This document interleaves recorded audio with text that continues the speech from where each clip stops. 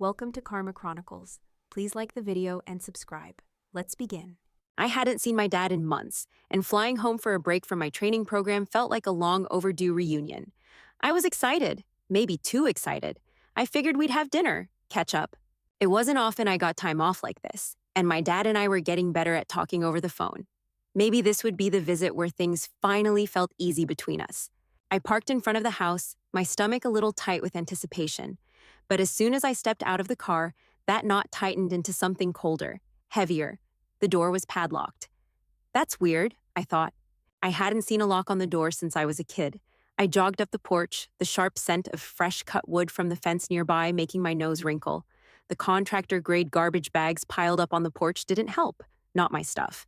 His stuff, my stuff. Scattered in bags, shoved aside like junk. My heart hammered against my chest. I tried to call him. I texted. Nothing. After nearly 30 minutes, my phone buzzed. A message from Dad. Sorry, things have changed. I'm seeing someone. She's staying here. It's not a good time. I stared at the screen. The words didn't even feel real, like they were in some language I didn't understand. Then another message. I messaged you on LinkedIn. Did you see? I hadn't checked LinkedIn in forever. I opened it up, but there was no new message. I tapped the screen to call him. It rang a few times before he picked up, his voice too casual, too cold. Hey, Lee. Yeah, sorry about the bags. Donna doesn't like clutter, you know? She's staying here now. And clutter? Dad, you've locked me out of my own house. He sighed. Well, you can stay with a friend for the week. I'll catch you when things settle down. Are you serious? I felt the heat rising in my chest, the words almost slipping out before I could stop them. You're just throwing me out? It's not like that, he said quickly. Just, things have changed. It's better this way. I didn't know what to say. What do you say to that? I didn't argue, just hung up. The air around me felt like it was closing in. How did I not see this coming? I didn't cry. Not then. Not when I stood there in the front yard, looking at the bags of my life scattered across the porch, the door padlocked like a warning. I didn't cry. I just got in the car, turned the key, and left. The motel was on the edge of town, a dingy place with flickering neon and cracked concrete, the kind of spot that never saw the light of day. It smelled like old carpet and stale coffee, but I didn't care. I checked in, swiped the emergency card from my wallet, the one I kept for moments like this, and hauled my bags up the crooked stairs. The room was barely big enough for the bed and the tiny desk shoved in the corner. The AC barely worked, but I didn't care. I locked the door and let the silence swallow me whole. I didn't cry, I just took a shower. The water was lukewarm at best, but it felt good to wash off the dust and disappointment, even if it didn't help anything. I sat on the edge of the bed after, wrapping the scratchy motel towel around my body, staring at the peeling wallpaper, listening to the hum of the fridge. My mind felt too loud, too full of thoughts that didn't belong in a place like this. How the hell had I ended up here? Sleep didn't come easy, but when it didn't take long for the sharp edges of everything to blur into dreams I couldn't even remember by morning. The next day, I woke to the sound of traffic from the highway, the distant whoosh of trucks and cars passing by. I didn't want to get up, but I did. I stretched, feeling the sore muscles in my back, grabbed my phone, and tried to focus. The reality of it all pressed down hard, but I pushed it aside, just for a minute, just long enough to breathe. Then I checked my bank account. I had a habit of budgeting every cent.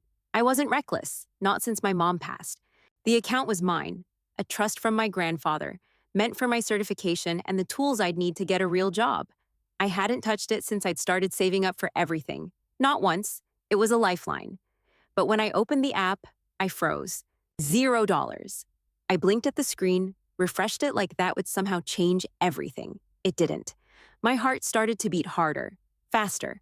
I double-checked the transaction history, scrolling through the endless list of transfers that bled my account dry over the past few weeks. I tapped on one, then another. There it was. Transfers, multiple ones. Smaller sums here and there, adding up like an invisible hand was draining the account bit by bit. Panic hit. Full throttle. The tightness in my chest, the heat in my face, the dizziness in my head. This account was supposed to be untouchable. It was in my name. But my dad had the password ever since I was a minor. I hadn't even thought twice about it. I trusted him. Realization clawed its way through me. It felt like a punch to the gut. I didn't know which part of it hit harder. The locked door, the bags on the porch, or this. But this was worse. This was my future. Gone. I wasn't just locked out of my house, I was locked out of everything I'd worked for, everything that had been promised to me. It wasn't just some money in a savings account, this was the future I had spent years building toward. Every dollar I saved, every sacrifice I made, it had all been for this. And now it was gone. I closed the app, gripped my phone in both hands, and let out a breath, steadying myself. This couldn't be happening, but it was. And I had no idea what I was supposed to do now. How the hell was I supposed to fix this?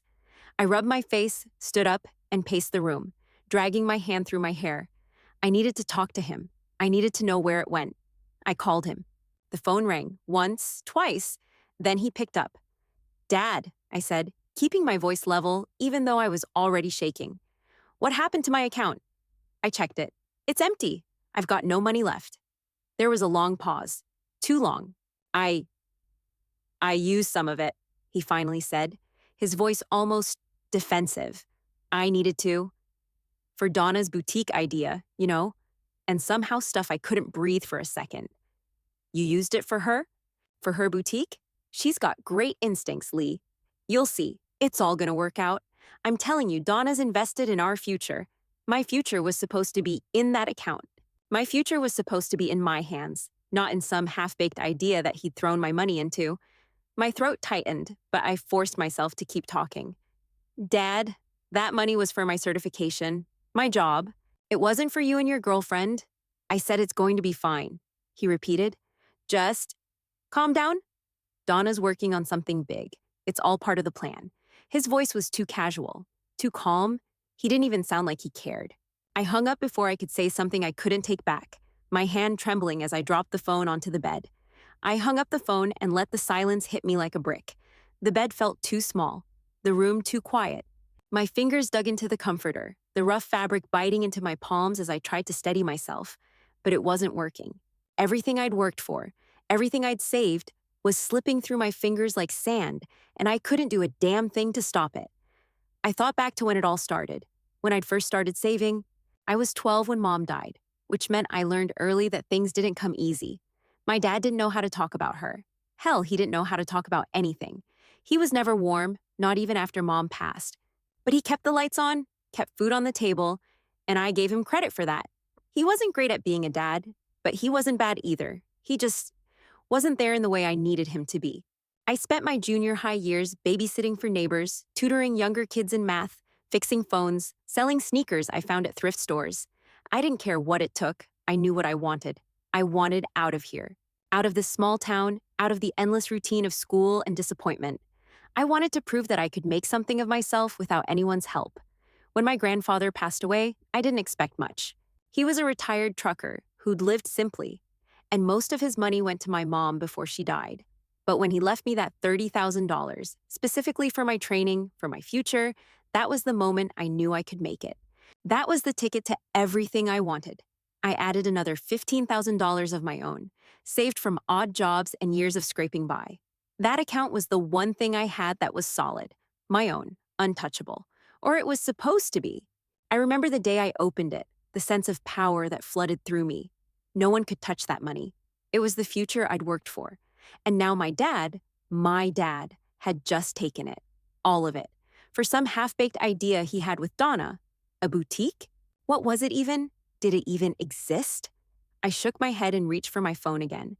This time, I dialed his number slowly, like maybe if I gave it enough time, the whole mess would just disappear. He picked up almost immediately. "Dad," I said, keeping my voice as calm as I could, "you told me you used some of the money, but you didn't say how much. Where did it all go?" He sighed, long and heavy, like he'd been expecting this. "I told you, Lee, it was for Donna's boutique idea and a few house projects. I had to dip into it. You don't get it, but it's all part of a bigger plan. Donna has great instincts. She's invested in our future. You'll see our future?" This wasn't about our future. This was my future. My certification, my tools, my escape from this town. His words hit me like cold water, and I almost couldn't process them. He was still defending it, still acting like it wasn't a betrayal. "You took my future to fund her boutique?" I couldn't keep the anger out of my voice. It was like a dam that finally broke. "You took money I earned, money that was meant for my career, and you gave it to her?"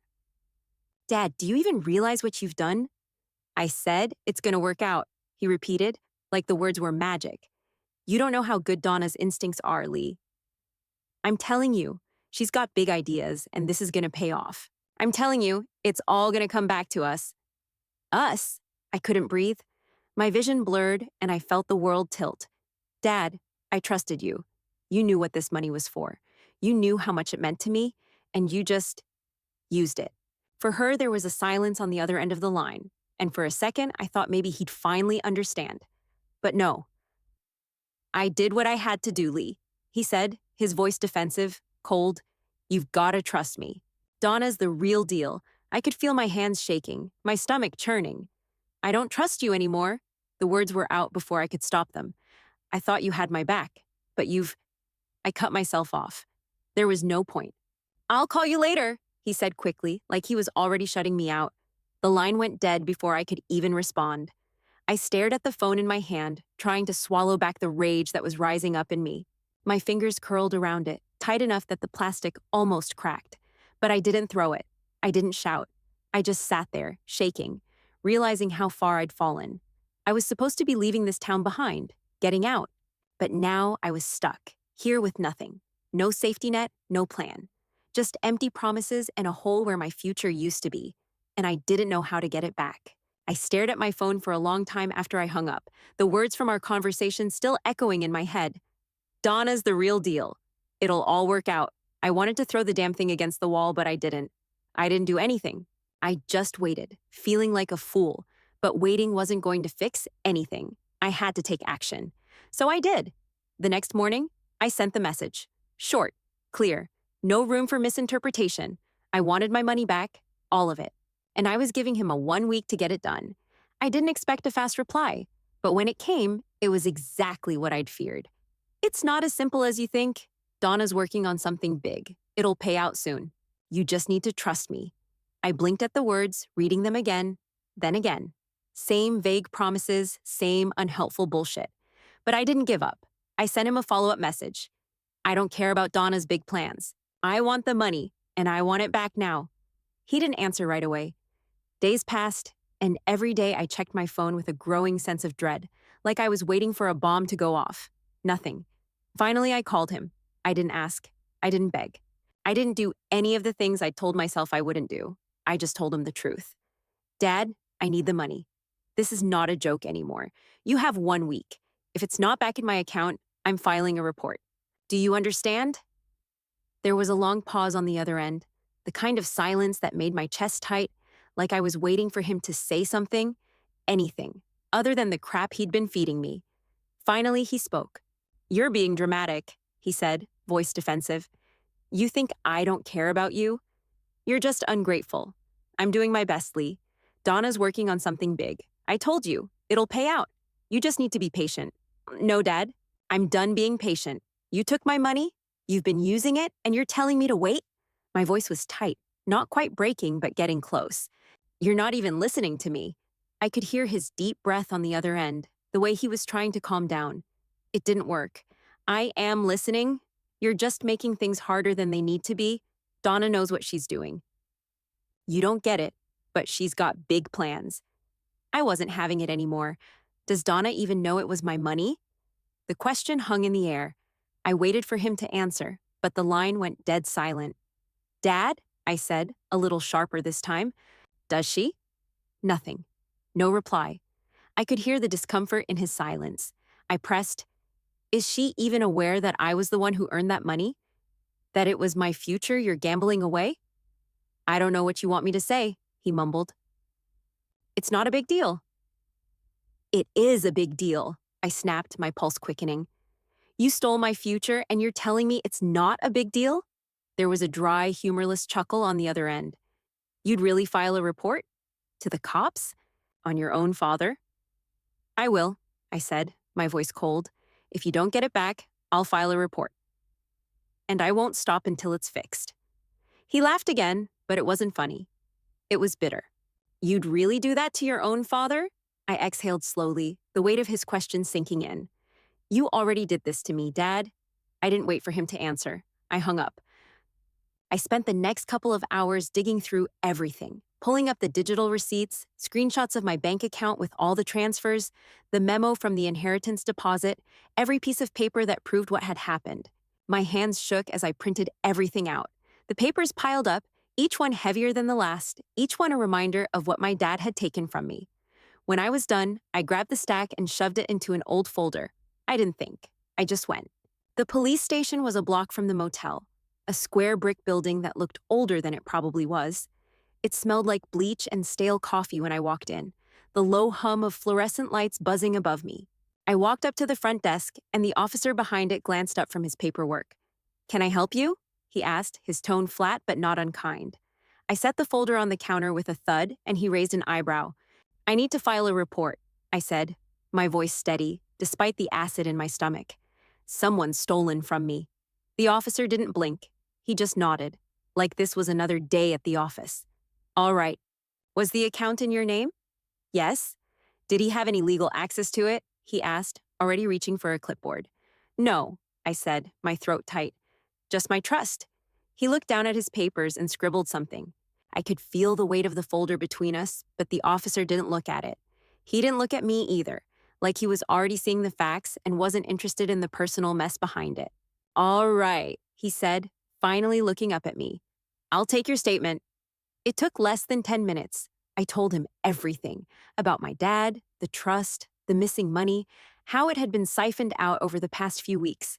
He didn't ask for more details, didn't interrupt me with questions, just nodded occasionally, scribbling things down, methodical. He asked for my contact info, told me they keep it on file, and that if anything came up, I'd hear from them. It felt like I was giving away a piece of myself as I left that station. A part of me expected them to make a bigger deal out of it, to take it more seriously, but they didn't. It was just paperwork, just business. I left the station feeling oddly calm, like something heavy had been lifted off my chest. I didn't know what would happen next, but for the first time in days, I felt like I had a little bit of control. I'd done something. I wasn't waiting anymore. 3 days later, my phone rang. I didn't recognize the number, but I knew who it was before I even answered. "You told the cops," he said, his voice low and furious, sharp like a knife. I didn't say anything at first. The words I'd rehearsed in my head felt like nothing now. All I had left was the truth. "You gave me no choice," I said, my voice flat, the words falling out like they didn't even matter. His voice rose, thick with anger. "You really had to go that far? You think this is going to fix anything? You're ruining everything, Lee." "I'm not the one who ruined it," I said, my pulse steady, but the heat rising in my chest. "You did that." There was a long silence on the other end, the kind that feels like someone's holding their breath, waiting for the world to fall apart. It did, but I wasn't the one who started the collapse. He had. "I don't know what you want me to say," he finally muttered, sounding tired now, defeated, almost like he was regretting everything. "I'm sorry." "I really am. But this isn't going to help you." I didn't know what to say either. I'd heard all the sorries before, all the promises. None of them mattered anymore. "Don't bother," I said, my throat tight. "I'll figure it out on my own." Before he could respond, I ended the call. For the first time in days, I felt something like peace. It wasn't a victory, but it was something. I didn't need his apology. I didn't need him to fix it. He'd made his choice, and now I had to make mine. The fallout came faster than I expected. It started the night after I filed the report. My phone buzzed with a string of messages. The first was from my dad. "You've gone too far, Lee. You've made a huge mistake. I didn't deserve this from you." Then came the calls. Not just from him, but from the family. My aunts, uncles, cousins. They were all calling to tell me I'd done something unforgivable. My dad had painted me as unstable, as someone who'd attacked him for no reason. According to him, I was overwhelmed, dramatic, and just couldn't handle life. I didn't pick up the calls right away. I couldn't. Not with the rush of anger in my chest and the tears just below the surface. But I couldn't ignore them forever either. "So," I responded, slowly, and only when I had something to say. The first call was from Aunt Kim. Her voice was quiet but sharp, like she was trying to measure every word. "You know," she started, "your father's worried about you. He's not perfectly, but you didn't have to take it this far. You've got to think about how this looks. You're making him out to be the bad guy." I took a deep breath, fighting the urge to yell at her. "Aunt Kim, I'm not making anyone out to be anything. I'm just asking for what's mine." "I get that," she said, a little softer. But you don't understand how hard this is for him either. I didn't respond. There was nothing left to say. I hung up and sent a message to the group chat that had sprung up between my family, the same one they'd all been using to call me dramatic. I added screenshots, my bank account showing the empty balance, the transfers, the messages from my dad, and the police report. I didn't want their pity or their sympathy. I wasn't explaining myself anymore. I just wanted them to see it. No sugarcoating, no family loyalty bullshit. One by one, the messages trickled in. Some of them were supportive, quiet, but firm, like they were letting me know they saw what was happening. My cousin Daniel was the first to speak up. I told Dad months ago about Donna. He didn't listen. That was all he said. No drama, no blame. Just a simple acknowledgement that this wasn't new. Some of my aunts and uncles tried to stay neutral, but I could feel the judgment behind their words. One of them even called me ungrateful. I didn't engage. I didn't argue. I didn't owe anyone an explanation. I wasn't looking for their approval. I was looking for justice. So I let them talk. Let them twist my actions and defend my dad, even though they knew somewhere deep down that he was wrong. What bothered me more than anything was how easy they all fell in line. They'd take his side. They always had. Even when he'd let them down, they still believed him, gave him the benefit of the doubt. It was like their loyalty to him was stronger than anything else, stronger than what was right. But I wasn't going to fight for their understanding. I didn't want it, so I stopped responding. I didn't pick up the phone when they called again. I didn't read the texts when they came in. I just kept my focus on the bigger picture, the fight I had to win, the only one that mattered. And it wasn't going to be settled in family group chats. After a few days of silence from me, the calls stopped. It wasn't because they understood. It was because they got bored of trying to fix me. I could hear their whispers, feel the weight of their disappointment, but I didn't care. My dad never called again either, and I was fine with that. A few days after the family fallout, I got a call from Uncle Steve. His voice was tight, like he was trying to sound casual but failing miserably. "You won't believe what happened last night," he said, getting straight to the point. "The cops showed up at your dad's place. During appetizer hour. That's what he called it." I didn't even have to ask. I already knew where this was going. Uncle Steve continued, his voice rising a little with disbelief. "Donna lost her mind when they walked in. She started screaming about harassing a veteran, like your dad's 6 months in the reserves made him untouchable or something. But when they asked for ID, she refused. Wouldn't even show them her driver's license." I could almost hear the shake of his head. "And then your dad—" "Wait, he tried to block the door?" I cut in, already knowing the answer. "Yep," he said. "Tried to step between them and the door. Said he wasn't letting them in. Cops had to restrain both of them." I exhaled slowly, but it didn't feel like a release. It felt like another knot tying itself in my chest.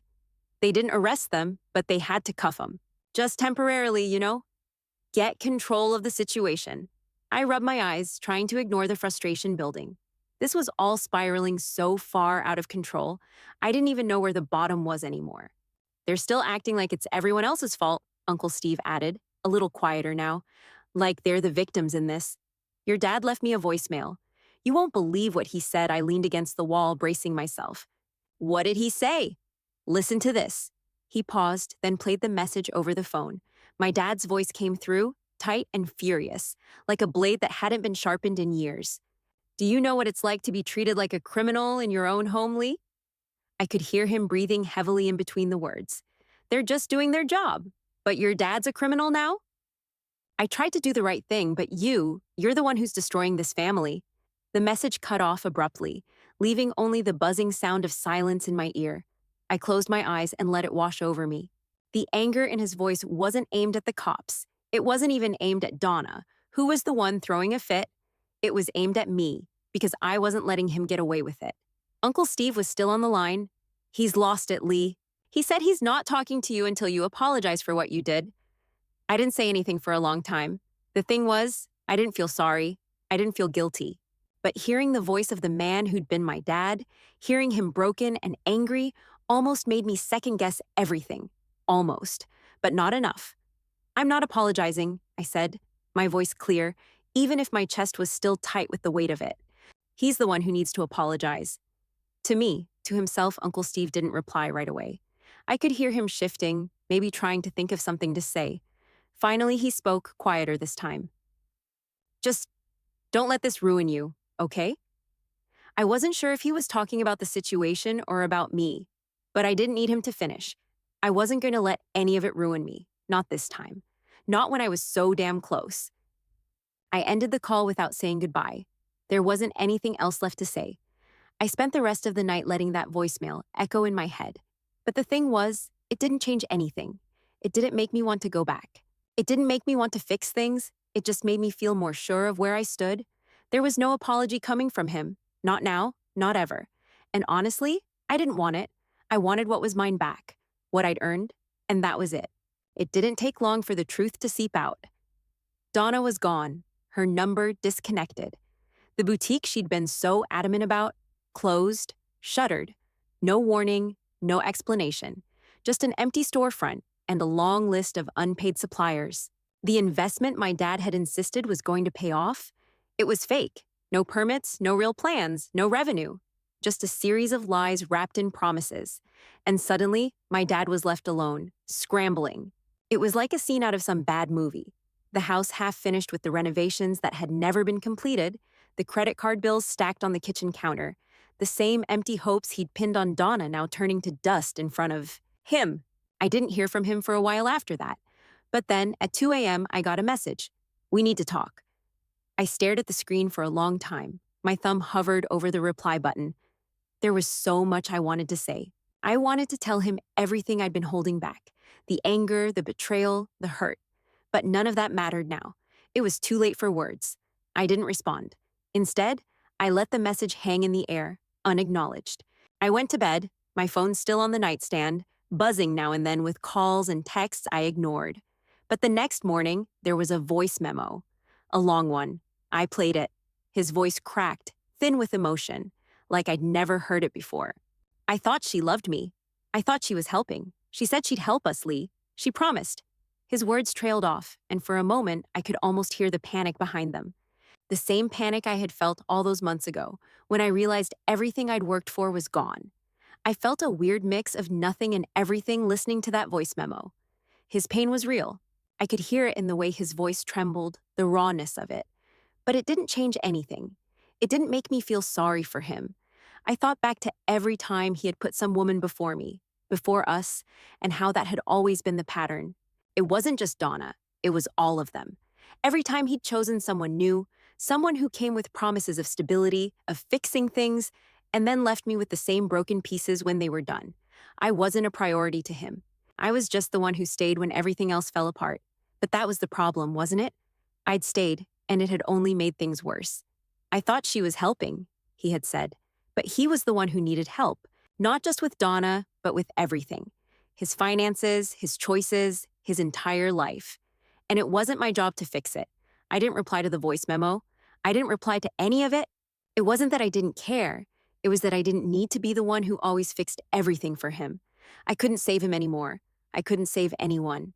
I remembered how he used to say things like, "You're stronger than me, Lee," or "You're the one who'll make it out of here." Maybe he was right, but I wasn't making it out for him. I wasn't carrying him anymore. I deleted the message without listening to the rest. I couldn't keep replaying the past, trying to make sense of things that had already been broken beyond repair. He wasn't just broke, he was a mark.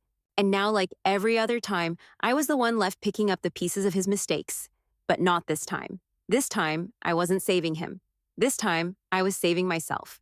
The first payment came in a week after the voice memo, a lump sum of $20,000 deposited into my account. It wasn't a transfer. It wasn't a check. It was straight from a loan. My dad had taken out a personal loan, the kind that comes with a ridiculous interest rate and an even more ridiculous repayment plan. But he'd somehow managed to scrape together the first installment, and it hit my account like a slow thud. No explanation, no note, just the money. I didn't feel relief. I didn't feel anything, really. I used the money. It was mine, after all. It wasn't some random cash infusion. It was the repayment for everything he'd stolen. I paid for the final course fees for my certification. I bought the software licenses I needed to start working. I found a used car, small and practical, something to get me around without the constant fear of public transportation. But I didn't feel proud of it. I didn't feel like I was getting what I deserved. I just felt like I was slowly, steadily pulling away from everything I'd known. My dad, my past, and all of the broken pieces that I was leaving behind. I never heard from him again. No more late night messages, no more voicemail rants or I miss you texts, just silence and the payments. Every month, like clockwork, the payments landed. The first $20,000, then another $5,000, then $2,500. Each one just as impersonal as the last, just money moving from one account to the next. It was the rhythm of a repayment, not of a father daughter relationship, not of anything real. The silence felt heavy, but also freeing. I didn't need him to reach out. I didn't need him to apologize. I didn't need anything from him anymore. Aunt Kim called me once, a few weeks later. Her voice was tight when she spoke, like she was walking on eggshells. You know, Lee, she said, the house is falling apart. Floors are torn up. The kitchen's still mid-demo. Donna left behind boxes of boutique supplies. Stuff that never sold. I didn't respond right away. I hadn't talked to my dad about the house or about Donna since everything fell apart. I didn't know what to say. I didn't need to ask for details. I already knew. I'd seen it all before, in some form or another. My dad's latest attempt at a fresh start had come crashing down, just like all the others. But I didn't offer sympathy. I didn't feel bad for him anymore. I'm sorry to hear that, I said, my voice flat. I'm sure he'll figure it out. I knew I wasn't the one he was counting on to figure it out. Not anymore. The payments kept coming, and I kept my distance. There was nothing to say, nothing to do. He wasn't my father anymore, not the one who cared about my future or protected me. He was a man sending money in exchange for a debt that would never truly be repaid, no matter how many dollars landed in my account. It was a transaction, nothing more. I checked my account regularly. Every time a payment came through, I added it to my budget. Paid the bills, covered the expenses. I wasn't a daughter trying to earn love anymore. I was a lender being repaid, and there was a quiet satisfaction in that. It wasn't the satisfaction I had imagined when I was younger, dreaming of the day I could escape. But it was something better than being stuck in the past, held hostage by his mistakes. I didn't need him anymore. I didn't need his approval or his love. I was doing this on my own now, and every payment that landed in my account reminded me that I was the one who had built my life from the ground up. Not him, not anyone else, just me. And for the first time in a long time, that felt like enough. Months passed, and things started to settle. My certification was finally complete. I had the skills I'd fought for, the tools I needed to get the job I wanted. I had job offers now, real ones that didn't come with strings attached or promises that were never kept. It felt like I was stepping into a life that was mine. I was finally stable. And for the first time in a long time, I could see a future that didn't have any baggage attached to it. No more wondering if the next investment was going to ruin me. No more waiting for the next shoe to drop. I was free. I hadn't heard from my dad since the payments started. Not once. No texts, no calls, nothing. I didn't expect anything, but part of me still wondered what he was telling people now. What story was he spinning? How did he explain to everyone that he'd lost everything, all because of a few bad choices, and a lot of bad luck with women? Did he tell them that I had forced him to pay me back? Or did he just tell them I'd cut him off and wasn't the same anymore? I didn't care. I didn't destroy him. I didn't seek revenge. I just held a mirror up to his face, and he couldn't handle the reflection. I wasn't the villain in this story, even if he wanted me to be. I'd learned that there's only so much you can give, only so many chances you can offer before you stop getting back what you deserve. Maybe I was too cold. Maybe I was too hard on him. I'd ask myself that sometimes when I was lying awake at night, but I didn't have the answers. All I knew was that I had to do what was necessary, and for once, I had. Sometimes people asked about my family, but I didn't feel the need to go into detail. Long story, I'd say with a shrug, a slight smile, and then I'd move on. The truth was, I didn't owe anyone an explanation, and I sure as hell wasn't going to waste my time justifying it to anyone who wouldn't understand. But I paid for it myself, I'd add, always with a little pride in my voice, because at the end of the day, that was the one thing I could say for sure. I wasn't waiting for anyone to save me anymore. I'd done it on my own.